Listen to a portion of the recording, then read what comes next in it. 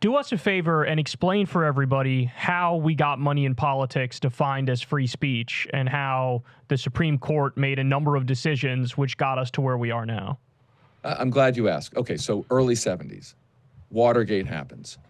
And before Watergate, there was a sort of a set of scandals that put on the books the first campaign finance law in the modern era. There hadn't been a major anti-corruption law on the books legislated for probably about 50 years into the early 70s. Anti-corruption laws were not being enforced. The expense of running for office had exploded because of the TV era. They pass this original Federal Election Campaign Act. In part, Nixon has this scandal where he's raising money from the dairy producers in exchange for essentially raising the price of dairy products in America. Nixon signs it. Okay, I guess we've cleaned up our corruption problem. Not so fast. Nixon suddenly is trying to circumvent his own law, sort of the first dark money scandal of the modern era, AKA Watergate. People remember the break-in, but it was actually the first dark money scandal in the sense that anonymous, undisclosed, illegal campaign donations from major corporations ended up funding, in part, the Watergate break-in. Those corporations get prosecuted. There's another set of anti-corruption laws, campaign finance laws, the post-Watergate reforms. They're pretty well known. Okay, we've cleaned up the system, right? Hey, yay, we did it. We finally have a civilized, clean campaign finance system to get money out of politics. Not so fast. Because what was happening at the same time was that corporate forces at this time were looking at a government that had become very small d democratically responsive. I mean, this is the era of Medicare, Medicaid, civil rights laws, the voting rights laws, EPA, Clean Air Act, Clean Water Act, the war on poverty. Lewis Powell, at that point, a tobacco industry lawyer, head of the American Bar Association, imagine sort of like pinnacle of the establishment, writes this memo saying corporations are effectively under attack. The government has become effectively too democratically responsive, and it's killing free enterprise. It's killing big business. It's kind of hilarious to think about somebody writing this down, but this thing goes viral. He writes it for the Chamber of Commerce. There's a ton of organizing going on. This is as the Watergate scandal is unfolding, a sort of underground corporate organizing to fight back. They end up slipping in to that post-Watergate campaign finance reform loopholes that allow for the explosion of corporate PACs. They also launch a legal movement, a series of legal groups, for instance, the Pacific Legal Foundation is one of many, to try to mimic what Ralph Nader was doing at the time, which was bringing specific cases to the courts in order to try to elicit specific rulings. And they have a focus on campaign finance. So when those post-Watergate reforms are passed, very soon after, I'm talking about like days or weeks after, they go into court trying to strike down basically all of the campaign finance law. This is the famous Buckley v. Vallejo case, masterminded by, I'm not making this up, John Bolton. Yes, the same John Bolton. Wow. This was his idea, a then it's like the Forrest Gump of evil. Yes, just the shows up. Right. Yeah, yes, shows up. He's always there, right? And by the way, we have a fun on the podcast where there's like a master plan cinematic universe of these people who like keep popping up. It's like John Bolton, Robert Bork. I mean, these people just keep popping up. Long story short, they secure a ruling and get the Supreme Court to enshrine what was then a radical idea that money in politics is not corruption. Money in politics is constitutionally protected free speech. This is the building block of everything that comes after. And one of the first things that comes after this, soon after this, is another court case. And now Lewis Powell, the guy who wrote that memo, has been installed on the Supreme Court. Lewis Powell, very soon after the Buckley case, works behind the scenes at the Supreme Court, and we have the documents to prove it, to take a relatively obscure Massachusetts case and use it to extend those free speech rights to corporations when they spend in elections. And that ruling, called the Bellotti ruling, becomes the basis of the Citizens United ruling. Quite literally, if you go look at the Citizens United ruling, you can search for the word Bellotti. You will see it in there, because that ruling, where Lewis Powell, the author of the Powell memo, worked behind the scenes to execute in part the memo and the plan that he had put forward and he had outlined. I'm currently trying to look it up. My memory is failing me, but I remember from our friend Tom Hartman, there was a law in the U.S. that I believe had fully banned corporate spending on politics at one point. Yes. Also, yes, the corporate death penalty was like a regular occurrence back in the day. The idea was that if you can't prove that your business is beneficial for the community, right, the state has every right to be like, you're done. There was a completely different conception of what a corporation should be. And now, as you described, David, we've flipped all of that, and now all the power is with the corporations and not with the government. The government serves the corporations. And I did not know that fact about John Bolton, that he was the one who came up with that argument. I had no idea. And just so everybody remembers, John Bolton is the neocon's neocon who never met a war he didn't like. He was a leader in getting us into the Iraq war. He wants to go to war with Iran. He's the guy who said when Trump was negotiating with Kim Jong-un in North Korea, he's the guy who went to the press and said, we're looking at doing the Libya model with North Korea, which means it's a threat. We're going to overthrow these people. This guy is behind every horrible thing that's happened in this country. Yeah, and look, he saw, I mean, talk about at that point, he thought it was a glitch in the matrix. He saw a way to do this, and he worked with a guy named Ralph Winter, who became a federal judge, and of course, Senator James Buckley. And it is interesting to think about the butterfly flapping its wings. And in the episode about Buckley v. Vallejo, in a sense, the assassination of Robert Kennedy leads right to this. Robert Kennedy is assassinated. They put in a replacement, a Republican replacement for Kennedy, because the governor of New York was Republican, and the replacement became an enemy of Richard Nixon, because this replacement, Charles Goodell, was opposed to the Vietnam War. And so Agnew, basically the Nixon political machine, Spiro Agnew, helped essentially boost a third party at that point, a third party candidate, a very right-wing, a conservative party candidate, James Buckley, who ends up being the name on the Buckley v. Vallejo case. And Buckley takes up the John Bolton, Ralph Winter argument, which again, I just want to tell people, like, this was a radical idea at the time, that money in politics isn't corruption, money in politics is constitutionally protected speech. Like, that is really the basis for everything. Now, I will also add that there's a second part of this master plan, which unfolds in the second half of our series, which is about the Federalist Society and their understanding that they need to implement Powell's other part of his memo, which is about taking over the courts. And that the switch from Rehnquist and O'Connor to Roberts and Alito, which happened over a very short period of time, we're talking about months here in the mid-2000s, that was such a fundamental shift when it came to legalizing corruption. Because let's remember, the Rehnquist court upheld most of the McCain-Feingold law, upheld it. The McCain-Feingold law, not perfect, but it was a reaction to all the corruption of the 1990s. John McCain pushed for campaign finance reform to try to stop corporate soft money from flowing to both parties. Not only did he shame George Bush into signing it, but the Rehnquist Supreme Court upheld it. So when Rehnquist and O'Connor flipped to Roberts and Alito, and the Federalist Society prevented it from being Roberts and Myers. Not that Myers would have been necessarily better, but certainly might not have been Sam Alito. When that switch happened, and then one of the first things they did after that switch happened was Citizens United. And Citizens United was written by Anthony Kennedy, who I think a lot of liberals at the time were telling themselves is, sort of a moderate swing voter, but who had been very, very extreme on campaign finance. By the way, Anthony Kennedy, first part of his career as a corporate lobbyist, known in Sacramento as the guy who handed out money on behalf of his clients. All of that was not an accident. They had on their mind that we need to deregulate the campaign finance laws because that unlocks our ability to get all of the other court rulings, all of the other political proposals, all of the other public policies that we, the master planners, AKA corporations and oligarchs, that we want.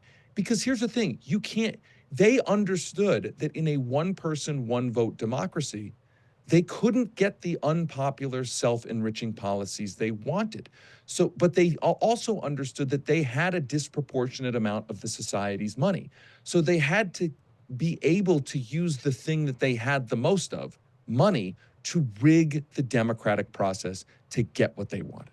So if you want to know why Congress consistently has like a 20-something% approval rating, this is your answer right here. Yeah. And by the way, you can ask a question in a second. I just wanted to point out, Tillman Act of 1907 banned corporate political contributions to national campaigns. So the idea was, let's not be ridiculous here. This is the definition of corruption. Let's not do this. Let's make it so corporations can't steer the direction of our politics. That's insane.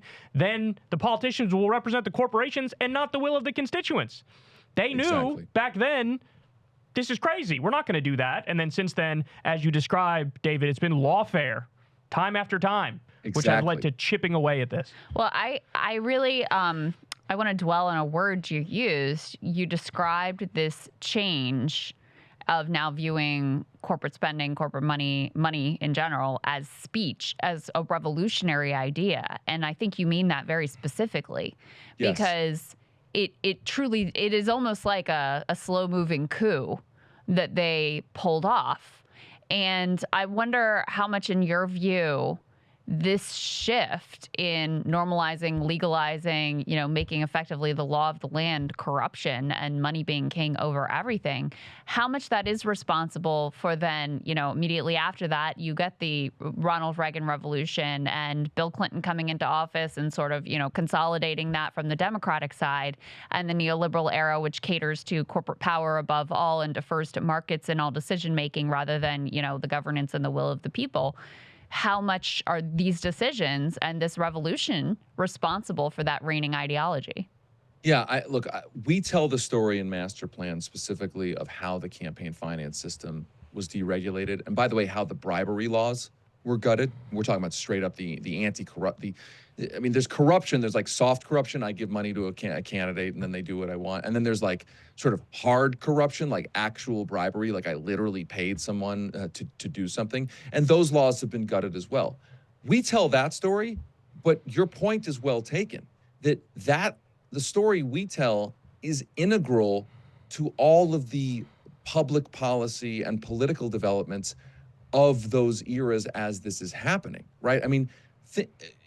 Ronald Reagan's deregulatory agenda, his tax agenda, this is benefiting the donor class that is now being allowed to put more and more money into politics to re-elect Ronald Reagan, elect Republicans to Congress. Same thing for the Democrats. Bill Clinton doing Wall Street deregulation, getting rid of Glass-Steagall and the like, is happening at the same time the Democratic Party is raising more and more money from Wall Street. Wall Street, that money isn't given out of the goodness of Wall Street's heart. That money comes with the expectation and demands of legislative favors. You can go down the line of every policy that is popular that either has been taken off the books or gutted, or every policy that people want that hasn't been enacted. There's almost always a huge money interest in making sure it doesn't happen. And I'll add one other point here, which is that this gets magnified as you go below the presidential level, in my view. There's an argument that there's so much money in presidential politics coming from so many different interests, and that the politicians running for president become so kind of independently famous that they sometimes can feel like it's sort of liberating, right? Like they can once in a while do things where they're not just answering to a specific donor by virtue of the fact of how well known they are and how famous they are. But if you go one level down, this is where the real corruption, to my mind, where the money politics get magnified in a real way. The average congressperson who may run a big committee where legislation, like they can be the bottleneck on the biggest of big legislation, they're not typically known by the country. They might even be barely known in their home district. They really need a lot of money to be communicating to get reelected. So in a sense, the lower in the political system you go, potentially the more responsive these people can be to money, because they arguably need it more, especially from big donor sources, in order to get reelected, right? There's this idea that like every candidate could replicate the Bernie Sanders model. Like that's the solution to money in politics. Like, you know, your state legislator or your city council person can run an expensive campaign, only raising, you know, very small amounts of money. The problem with that idea, though, is that your city council person is never going to be as famous as Bernie Sanders running for president, right? Yeah. You're never going to have a national small donor base to raise enough money to run a competitive election in your city. So it's almost like the game is set up to prioritize the big sort of corporate interested donors the lower in the system you go, because the candidates running for that office need the resources but inherently won't be able to develop the kind of national fundraising base that they would need to have a small dollar donor base. It's like the system is designed to incentivize the kind of corruption we're talking about. You guys have to check this podcast out. I mean, this is how your country was effectively stolen from you if you live in the United States. This is why they don't pass legislation on a regular basis that you want in what's supposed to be a constitutional republic and a representative democracy. This is how you get a situation where over 90% of the country wants universal background checks on guns, but we don't get it because the NRA bought one entire political party and they do the bidding of the NRA and not the bidding of the American people or those poor kids who are getting gunned down in schools. So, and can I add one thing? Yeah. Because I think it's important, because I think a lot of people will say, all right, you know, I already know this. I already know the system is corrupt. Now, you may not know how it got this corrupt, but certainly polls tell us that people sense and kind of inherently, implicitly know how corrupt the system is. And I think there's a tendency to say, oh, nothing can be done about this. That actually this isn't even corruption anymore. This is just what politics now is. I don't even know why you guys are talking about it. Like, right? And I've used this before. The David Foster Wallace speech, the famous speech that this writer gave, where it's this speech about how there's two fish swimming along in the water. Another fish swims by and says, "Hey guys, how's the water?" And the fish say, "What's water?" And I worry that corruption is becoming like that. That we're so immersed in it that we think that that's just the way it is, that it's a natural inevitability and nothing can be done. That's not true. There are specific things that can be done right now to at least deal with some of the worst parts of this. The Congress could pass the Disclose Act to at least make sure that dark money donations are disclosed, so we know who at least is spending the money. States can do that. Cities can do that. Congress can pass public financing of elections. States can publicly finance elections. Cities can publicly finance elections, and some of them have. And that would give candidates who want to run for office a way to run without having to rely on private money that comes with the expectation of legislative favors. And the thing is, these are not pie-in-the-sky ideas. Congress almost passed public financing elections a couple times. States and cities have done that. And I just want to remind people, John McCain, I mentioned him once, John McCain, you know, I got some disputes with him on a lot of things, right? But John McCain raised the profile of campaign finance reform in the middle of a horribly corrupt era, the 1990s, and actually passed meaningful legislation. The point in saying this is not a natural inevitability. We can actually do something about this, and political change can move very fast. So I don't want people to think that they're listening to this podcast to understand what happened is a way just to feel bad. It's a way to understand the decisions that were made so that we understand that other decisions can be made to make this better. Yeah. There was a revolution, so there can be a counter-revolution. That's exactly right. So tell everybody where they can find Master Plan. You can just search for it in your podcast app, Master Plan, or you can go to our website and you can click a button. It'll put it in your app, masterplanpodcast.com. And is it paywalled still, or is it available? People No, should the subscribe. People free should subscribe whether or not it's paywalled, but in any yes, case. if you want to get all the bonus episodes, we're doing a bunch of bonus episodes, including, by the way, a really fascinating interview with Ralph Nader about his work in the 70s. Ralph Nader, by the way, is name-checked in the Powell memo. Wow. Right? Ralph Nader, I mean, I think people think, you know, they know Ralph Nader now. I think they forget. I mean, Ralph Nader, in this bonus episode, by the way, the president of the United States, Richard Nixon, kind of freaking out about Ralph Nader on the White House tapes is something to really behold. And it's kind of a reminder of what a different country this was only, you know, 50 years ago, where Ralph Nader is kind of having all of these policy victories. It's like, this is a different country on a different planet in a different galaxy in a different universe. And it was only 50 years ago, which just reiterates my point that, like, it wasn't so long ago that it wasn't perfect, but it wasn't nearly what it is now, which means it doesn't have to be what it is now. Yeah. We're going to bring it back. We're going to bring it back. Thank you so much for joining us, David. We really appreciate it. Everybody check out Master Plan. It's definitely worth it.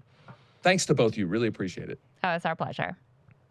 Hey guys, this is just a little snippet of the conversation with David Sirota. We talked about his podcast, Master Plan, about how corruption took over our politics. We also talked about his reaction to the big debate this week. Everybody do yourself a favor and sign up on Substack below. Enjoy.